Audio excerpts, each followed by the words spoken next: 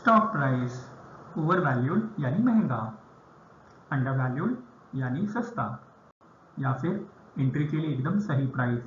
आज हर एक retail investor यही जानना चाहता है कि जो वो स्टॉक प्राइस में एंट्री करना चाहता है वो स्टॉक वो पर्टिकुलर प्राइस उसके लिए एकदम रीजनेबल साबित हो, ताकि वो जैसे ही इन्वेस्टमेंट करे वहाँ से वो स्टॉक प्राइस ऊपर चढ़े और उसके इन्वेस्टमेंट का उसको मल्टीफोल्ड रिटर्न मिले। लेकिन क्या सारे रिटेल इन्वेस्टर के साथ यही होता है? तो नहीं। कुछ रिटेल इन्वेस्टर डेफिनेटली ये अपना टारगेट अचीव कर लेते हैं, लेकिन बहुत सारे इन्वेस्टर के साथ क्या होता है आइए देख लेते हैं। रिटेल इन्वेस्टर स्टॉक में जब बाइंग पोजीशन लेता है यानी वो खरीद लेता है, तो ज़्यादातर केसेस में वो स्टॉक प्राइस वहाँ से नीचे आना चालू हो जाता है। रिटेल इन्वेस्टर आता तो है लॉन्ग टर्म इन्वेस्ट के लिए और वो रुकता भी है, जैसे कि 6 महीना 1 साल, और लेकिन अगर उसके बाद वो स्टॉक में कोई मूवमेंट नहीं देखता तो वो स्टॉक में सेल का पोजीशन लेता है, यानी कि वो स्टॉक बेच देता है। लेकिन होता उल्टा ही है, वहाँ से स्टॉक प्राइस ऊपर जाना चालू हो जाता है। यही रिटेल इन्वेस्टर की कहानी है, जिसके वजह से हम लोग देखते हैं कि रिटेल इन्वेस्टर कुछ समय के बाद अपना इन्वेस्टमेंट खत्म करके स्टॉक मार्केट को अलविदा कर देते हैं। आइए इसके कुछ कारण देख लेते हैं। स्टॉक मार्केट में एंट्री करने का रिटेल इन्वेस्टर का सबसे प्रमुख कारण है न्यूज़ या मार्केट स्टोरीज। कोई भी कंपनी, किसी भी कंपनी को एक बड़ा प्रोजेक्ट मिलने का है, ऐसा मार्केट में न्यूज़ आ गया, तो उसका स्टॉक प्राइस अपने आप ऊपर चला जाता है। बिकॉज सब लोग ये एक्सपेक्ट करते हैं कि जैसे ही वो प्रोजेक्ट मिलेगा कंपनी उससे अच्छा खासा मुनाफा बना लेगा। लेकिन रिटेल इन्वेस्टर ये नहीं देखता कि वो कंपनी को सच में प्रोजेक्ट मिला है और मिलने के बाद वो सही से एग्जीक्यूशन हो रहा है या फिर उसमें कुछ डिले है, और जो प्रॉफिट वो एक्सपेक्ट कर रहे हैं वो प्रॉफिट वो अचीव कर पाएंगे या फिर नहीं। इसके वजह से होता क्या है, स्टॉक प्राइस में जो तेजी आता है वो ज़्यादा टाइम के लिए रुकता नहीं है। दूसरा केस देख लेते हैं। समझो वही कंपनी जो स्टॉक एक प्रोजेक्ट के लिए बिड कर रही थी वो बिड हार गई, या फिर किसी कंपनी में एक प्रोडक्शन प्लांट में एक्सीडेंट हो गया, और कोई वायरल न्यूज़ जैसे कि क्रेडिट पॉलिसी के बाद कुछ कंपनीज में इफेक्ट होता है या फिर बजट के बाद कुछ इम्पैक्ट होता है। लेकिन रिटेल इन्वेस्टर यहाँ भी कुछ सर्टन लेवल पे फेल होता है, जैसे कि उसका इम्पैक्ट एनालिसिस करने में, जैसे कि ये पॉलिसी और जो एक्सीडेंट हुआ है या फिर ये वायरल न्यूज़ का इम्पैक्ट थोड़ी देर के लिए है या लॉन्ग टर्म के लिए है। जो कंपनी स्ट्रॉन्ग फंडामेंटल के साथ खड़ी हुई है, प्रॉफिट मेकिंग है, उसमें इसका इम्पैक्ट कितने होने वाला है। यहाँ पे जो रिटेल इन्वेस्टर या फिर अदर इन्वेस्टर जो सेल का पोजीशन ले लेते हैं, वहाँ से रिटेल इन्वेस्टर का जो थोड़ा सा अमाउंट होता है, उसके पास जो थोड़ा सा कैपिटल होता है, वो यहाँ पे ख़त्म होने के बाद वो उसमें वापस बाई पोजीशन नहीं कर पाता, जबकि बड़े प्लेयर्स उसमें लोअर प्राइस पे वापस बाय कर लेते हैं। लेकिन रिटेल इन्वेस्टर को यहाँ से बाय बाय करना पड़ता है। यही कारण है हम लोग बार बार ये न्यूज़ में सुनते हैं कि पिछले 6 महीने में या 9 महीने में या 1 साल में 50 लाख 60 लाख इन्वेस्टर ने मार्केट को अलविदा कह दिया। तो दोस्तों, यहाँ पे ये जानना बहुत ज़रूरी है कि स्टॉक ओवर वैल्यू है या अंडर वैल्यू। तो आइए देख लेते हैं। किसी भी कंपनी का एक प्राइस होता है, जैसे कि कंपनी ए हमारे एग्जाम्पल में वो करंटली 2000 रुपये पे ट्रेड कर रहा है। कंपनी के फंडामेंटल अच्छे हैं, लेकिन कंपनी का स्टॉक प्राइस नीचे आके 1000 पे रुक गया, यानी टोटल 50% का गिरावट आ गया। तो स्ट्रॉन्ग फंडामेंटल वाली कंपनी को हम लोग अभी बोल सकते हैं कि अभी अंडर वैल्यू हो गई है। कंपनी बी, उस केस में इंसिडेंटली होता क्या है, जिसका आज करंट ट्रेडिंग प्राइस 1000 है, वो इतना ऊपर चला जाता है कि वो 3000 रुपया हो जाता है। लेकिन उसके फंडामेंटल ओवर द नाइट या फिर छोटे टाइम जोन में इतने ऊपर नहीं हो रहे हैं, और जिसके वजह से ये स्टॉक प्राइस महंगा लगता है, तो इसे बोलते हैं ओवर वैल्यूड। तो अब ये जानना ज़रूरी है कि रियल प्राइस है क्या। मार्केट में देखो, कोई कंपनी है जो 2000 रुपये पे ट्रेड हो रही है, वो भी सस्ती हो सकती है उस कंपनी से जिसका स्टॉक प्राइस ट्रेड हो रहा है 500 रुपये पे। देख लेते हैं। लेकिन ये सुन के आप कंफ्यूज तो ज़रूर हो गए होंगे, तो डरो मत, लेट्स इवैल्यूएट। इसके लिए सबसे पॉपुलर मेजर है पीई यानी कि प्राइस टू अर्निंग रेशियो। इसके साथ अर्निंग पर शेयर और पीईजी भी देख लेंगे। प्राइस टू अर्निंग में प्राइस है current market price of the stock and E है earning per share. Earning per share क्या है वो भी देख लेते हैं। किसी भी कंपनी का एक सर्टन अमाउंट ऑफ शेयर्स होते हैं, जैसे कि हमारे एग्जांपल में एक कंपनी के 10 लाख शेयर्स है, वो बहुत सारे शेयर होल्डर्स के पास है, जैसे कि प्रमोटर्स। अब प्रमोटर्स कौन है? जिन्होंने कंपनी फॉर्म किया, रजिस्टर किया, जो बिजनेस रन हो रहा है वो उन्हीं के आइडिया के बेसिस पे रन हो रहा है। दूसरे होते हैं इंस्टीट्यूशंस, जैसे कि बैंक हो गए, म्यूचुअल फंड हो गए, या फिर एलआईसी जैसा बड़ा इंस्टीट्यूशन हो गया। और आते हैं बाद में रिटेल इन्वेस्टर यानी कि आप और हम। ये सारे इन्वेस्टर मिला के ये 10 लाख शेयर्स डिवाइड हो चुके हैं। अब एक कंपनी जिसका रेवेन्यू समझो 1 करोड़ का है और सारे खर्चे टैक्सेस निकाल के अब उसका नेट प्रॉफिट रह गया 50 लाख, जो कि आपकी स्क्रीन में दिख रहा है, लेकिन उसका अर्निंग पर शेयर आएगा 5 रुपया। कैसे? जो प्रॉफिट है 50 लाख रुपया उसको हम 10 लाख से डिवाइड करेंगे तो आंसर आएगा 5 रुपया पर शेयर। एक और फैक्टर हम लोगों ने जो ऊपर लिखा है वो है पीजी। पीजी और पीई में छोटा सा फर्क है। पी में हम लोगों ने देखा कि वो प्राइस टू अर्निंग रेशो है और वो अर्निंग पर शेयर के साथ कैलकुलेट किया जाता है। पीजी में हम लोग प्राइस टू ईपीएस वो भी फॉर्मूला देख रहे हैं, लेकिन ये जो अर्निंग पर शेयर है उसका ग्रोथ रेट भी देखते हैं। ये कुछ थंब रूल्स देख लेते हैं। पहला है स्टॉक जो लो पी के साथ ट्रेड होता है उसको बोलते हैं अच्छा या रीजनेबल स्टॉक। स्टॉक जो हाई पी के साथ ट्रेड होता है उसको बोलते हैं एक्सपेंसिव। लेकिन एक्सेप्शन भी है, अगर कोई स्टॉक हायर पी पे ट्रेड हो रहा है तो उसे भी सस्ता बोल सकते हैं, क्योंकि उसमें क्वालिटी बेटर होगा और इन्वेस्टर उसमें रेडी है कुछ और एडिशनल अमाउंट डालने के लिए, तो फिर उसको भी हम लोग अच्छा पी या फिर अच्छा स्टॉक विद रीजनेबल प्राइस बोल सकते हैं।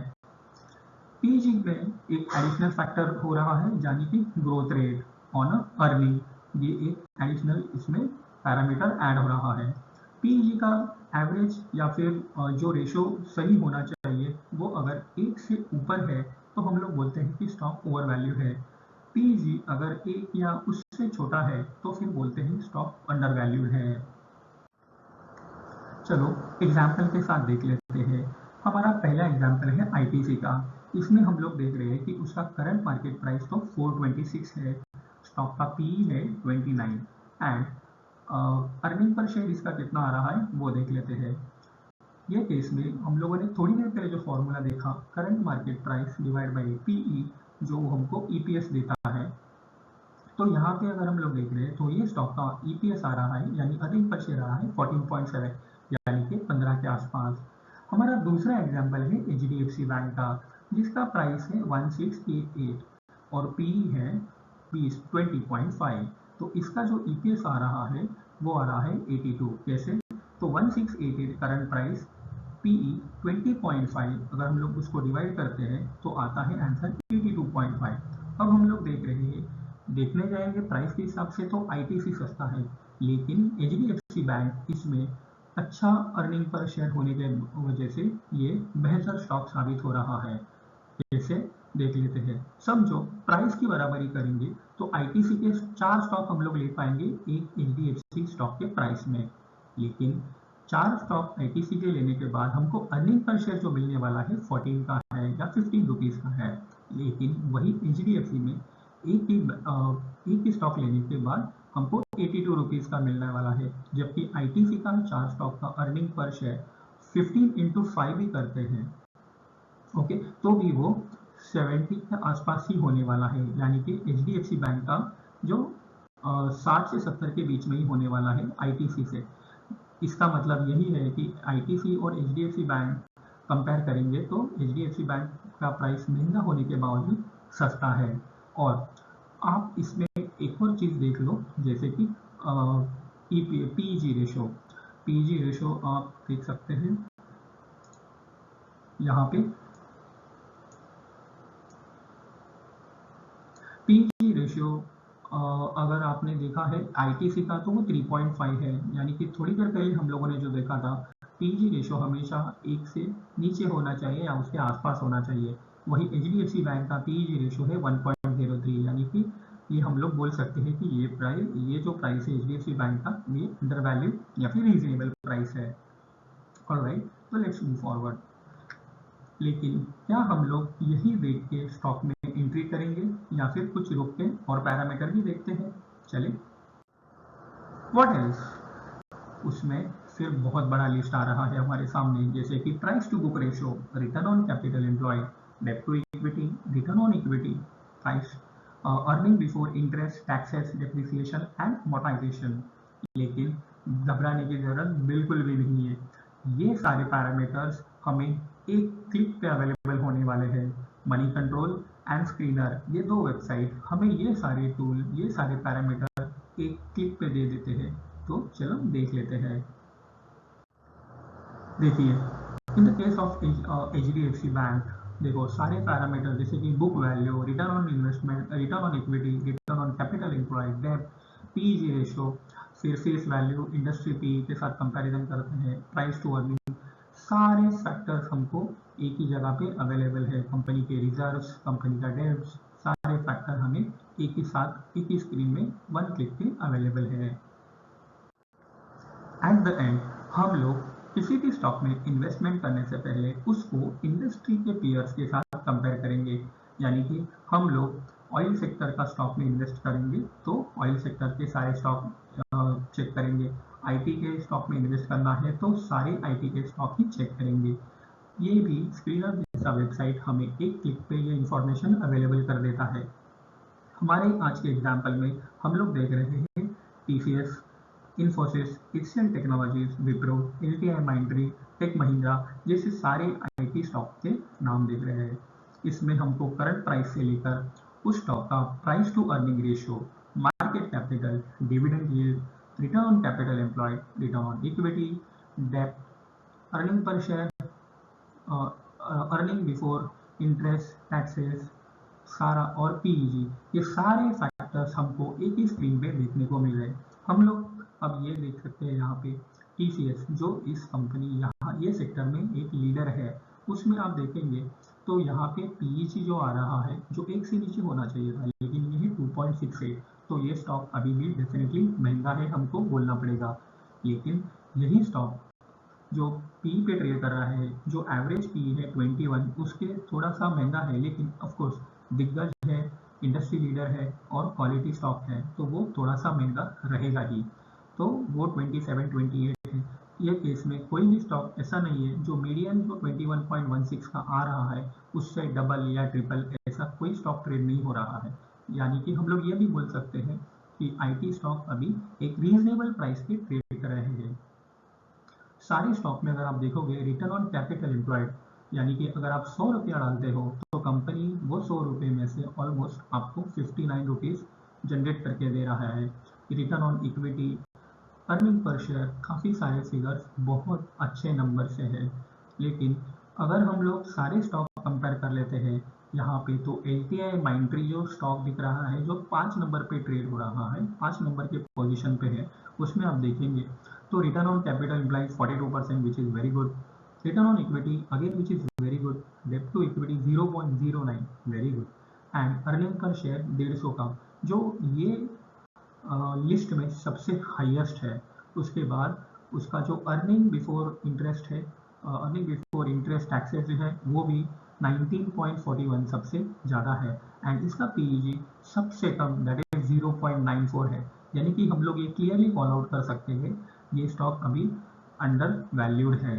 तो अगर दोस्तों आप अगर इसी तरह से एनालिसिस करोगे और स्टॉक प्राइस में एंटर करोगे तो सोचिए आपको लॉस होने के चांसेस बहुत ही कम हो जाते हैं। और यही इस वीडियो का ऑब्जेक्टिव था, हमें ओवर वैल्यू अंडर वैल्यू समझना है, या फिर कोई स्टॉक जो 2000 पे है वो 500 रुपये वाले स्टॉक से सस्ता कैसे हो सकता है वो हमें बताना था।